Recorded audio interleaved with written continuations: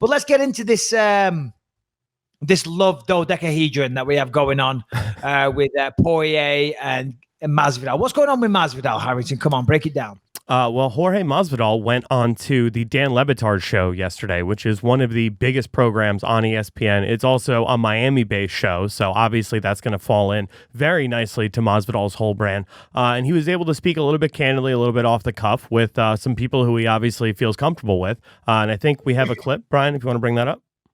So I don't know what you make of Colby Covington. He is someone who enjoys being a bit of a professional wrestling heel. We want to play some sound for you here that he delivered, and we want to get the reaction from Jorge Masvidal. This is about you, by the way.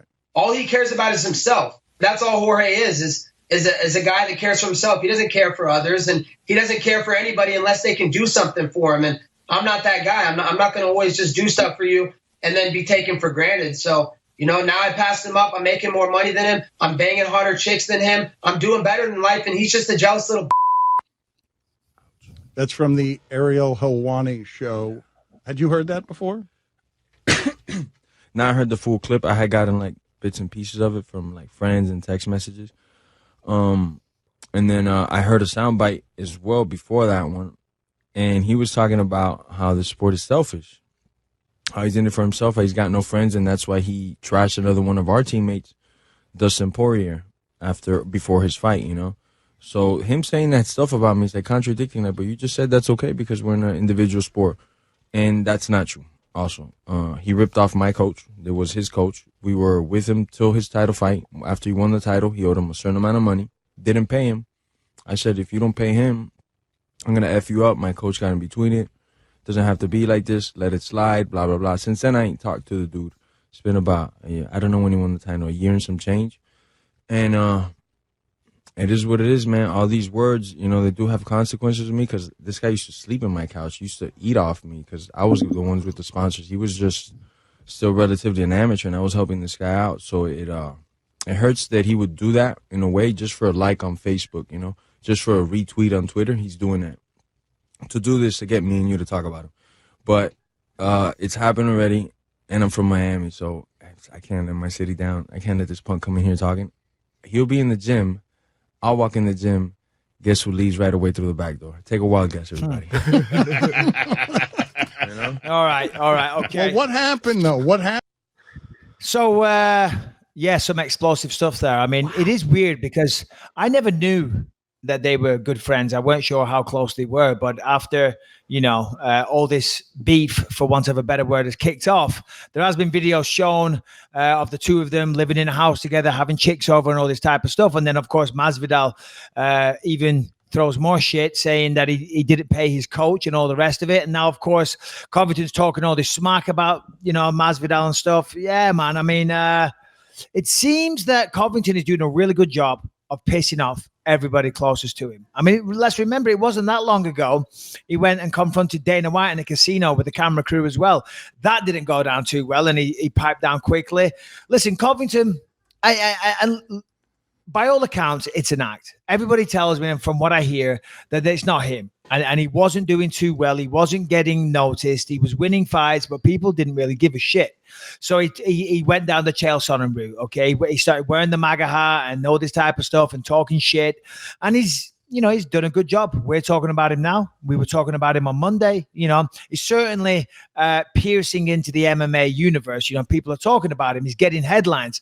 But he seems to be pissing everybody off. And in mixed martial arts, you want friends. You need training partners. You need coaches. You need all that type of stuff. And if you're not paying coaches and you're pissing off all your best teammates, I don't know. It's not the smart thing to do. And certainly with Masvidal, I know myself with the run-ins that I had with him. Listen, the man is what he is. He will fight. So I reckon Covington's going to slip out the back door. Dustin Poirier on Twitter a couple of days ago also said when he sees Colby Covington, it's on site.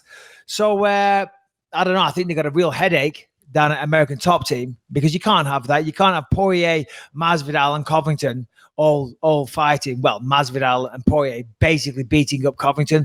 Although I would like to see that. That would be the best pay-per-view that the UFC could put on this year. Now, I'm not knocking any of the upcoming fights. I'm being a bit silly, but I'm telling you, I will fly to Florida, pay for my own ticket just to see Masvidal and Poirier beat the shit out of Covington. UFC should set that up in a fucking heartbeat because I'm in, baby boy.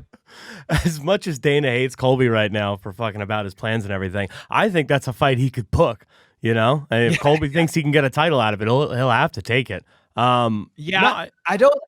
Sorry, go ahead. I did want to ask you about that. Have you ever been in a situation in any of like the gyms you've been in where there's clearly like a lot of beef between like one of the fighters who's coming in and a lot of the guys who they're supposed to be teammates? And like, how does something like that get resolved? Because I know there's been some high profile ones in the past before. Robbie Lawler versus Tyron Woodley, talking about who's real AT&T. I think it was Rampage and John Jones back in the day, or Rashad and John Jones.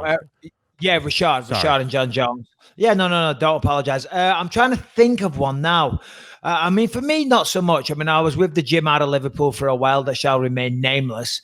And there was all kinds of scenarios going on down there. You know what I mean? There was a lot of stuff. But since then, I just kind of always did my own thing. So I never really got tied in with any other gyms. You know, that one gym put a bad taste in my mouth. So I just did my own thing and I brought in my own training partner. So no, unfortunately, I haven't got any similar stories.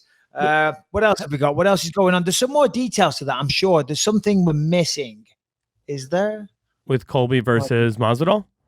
Yeah, I'm very confused by what Colby was saying, that he's making more money and banging hotter chicks and this, that, and the other thing. I mean, from what I'm hearing, Jorge Masvidal, was offered the welterweight title fight against Kamaru Usman at the same time he was offered the BMF title fight against Nate Diaz, and he chose to take the Nate Diaz fight. I mean, obviously, Usman's a fight that Colby's been campaigning for quite some time, and also apparently Masvidal is going to be getting pay-per-view points for the first time in his career for this Diaz fight. As far as I know, Colby's never gotten pay-per-view for a fight. So are we really in a situation where any of what Colby's saying is true, or is it all just hot air? Yeah, well, listen, I certainly think there's a lot of promotion, hype, all the rest of it. And when people are doing that, they're not necessarily telling the truth. You know, Covington, I mean, why do you say he's never had pay-per-view points? Are you assuming that? Well, I mean, his only fight where he became a champion was the RDA fight. But yep. I mean, as far as I understand, when neither one has the title, nobody gets pay-per-view points. He's never defended said interim title. His last fight against Robbie Lawler was on ESPN. It was like an ESPN Plus card, so there's no pay-per-view to be had there. So, I mean, in your dealings with the UFC, have you ever seen anyone get pay-per-view points when fighting for a title?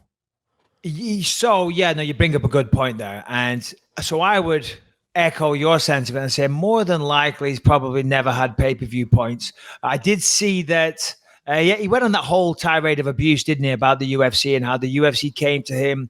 They made him an offer. They said, this is the offer. And by the way, I'm quoting Covington here. I'm not saying this is what happened for anyone listening. Certainly anybody from the UFC. I'm quoting what Covington said in many interviews. He said, UFC gave him an offer and they were like, here's their offer. Take it or leave it. Okay, and he was getting, he said it was the standard challenger offer. Right. You know, listen, at the end of the day, you signed a contract. And in that contract, it will have stipulations as to whether or not you fight for the belt. Now, you know, there's always room to negotiate. Now, when I fought for the belt against Luke Rockhold, it was on short notice. Now, I did have a stipulation if I fought for the belt in my contract. I was able to negotiate a better deal. But I'd also been with the UFC for years and years and years and years and years, and I was saving a fight card on 2 weeks' notice when I hadn't even been in the gym. So, you know, there was that. You know, generally, you don't get pay-per-view points as a challenger. There is exceptions to the rule, and sometimes if it's a big fight, you will get pay-per-view points like Nate Diaz. I don't know this, but I'm going to assume, and again, I could be wrong, but I'm assuming he got pay-per-view points for the fight card in Anaheim when he fought Anthony Pettis, right? One would lead me to believe because Diaz has always been, you know, he wants his worth, he wants his money. You know, for that second Conor fight, he got paid really well. So I would assume that he got pay-per-view points. Now, of course, Masvidal's getting it as well. So it's not surprising. If I'm Masvidal, I'm going to take the fight against, I'm losing myself. I'm going to take the fight against Diaz over Kamaru Usman. No disrespect to Kamaru Usman. Hell of a fighter. Great champion, very, very nice person. but I think it's fair to say he doesn't move the needle like Nate Diaz, right? And we all get into this game for money. That's why we do it. Yes, there's other reasons. We're martial artists, we're fighters, whatever, but we're doing it because we're trying to set ourselves up. And you want the biggest fight, the biggest attention, and the most money. And Nate Diaz, if you're getting a piece of the pie, that's it all day. And I see that Tyron Woodley piped up to Usman now saying, let's run it back. Interesting. Yeah, saying let's run it back. And then Usman was like, I just beat the greatest welterweight of all time. And there was a picture of him beating Woodley. And then on Twitter, there was hundreds of people saying, I think you're getting Woodley confused with GSP and all this. So there's a little bit of drama going on, a little bit of, it's all rather childish. These guys need to figure it out and get their shit together. Well, I've been dying to see Usman fight Covington. Going back to hammer fisting in 2017, I was calling for this fight because they do have such a similar style. They're grinded out wrestlers who have, good, if not great stand up. And they're going to be imposing nightmares to anybody who, like we saw in the Woodley fight. If Usman's able to get you against the cage, he can sap your will. Very similar to the way Khabib does it.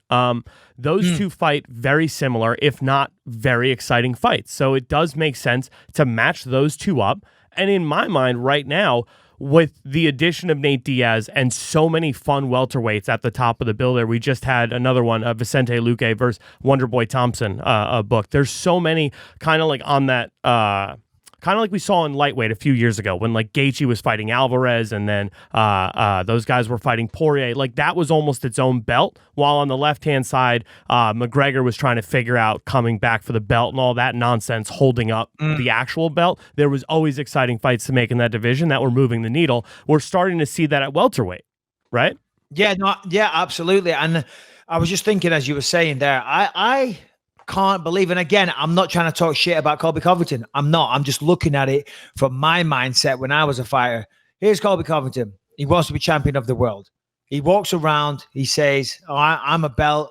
That's why he didn't want the challenger's purse. He said, no, I'm a champion. I won the interim belt. Listen, I see your point, but everybody knows you were stripped. So just let it go. You're not introduced as the interim champion anymore. He wants to be world champion. This is 2 world title fights that he's turned down now. It's crazy because he was supposed to fight Woodley. Was it Woodley when he beat Dos Anjos? Yeah.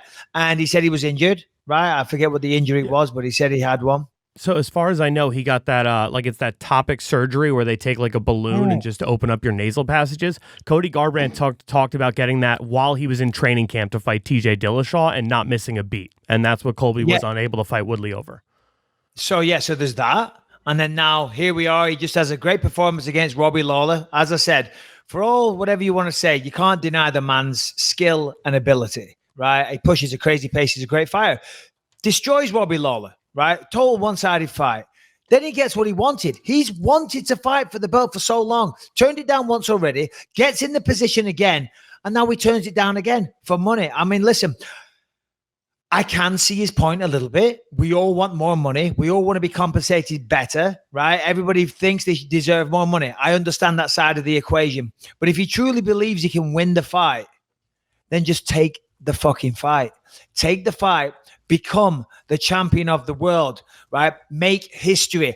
Be able to sit there at home and know you got to the top of the mountain. You became champion of the world. For some people, that's worth more than the money.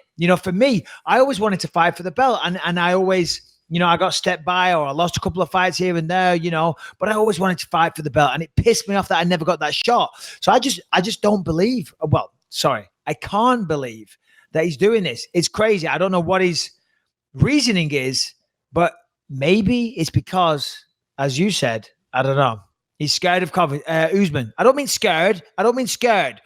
Maybe he's afraid that he doesn't match up too well. And listen, once Covington loses, boom, the air's out the tires. The persona's done. You know what I mean? You're over. Simple as that. Back to the drawing board. So maybe that's what's going on. Today's highlight clip is brought to you by Monday.com. Monday.com is a project management tool that makes organizing and tracking work projects super easy. The platform is suitable for any size team, from 2 freelancers working together to thousands collaborating across the globe. If you go to Monday.com/believe, you get a 14-day free trial.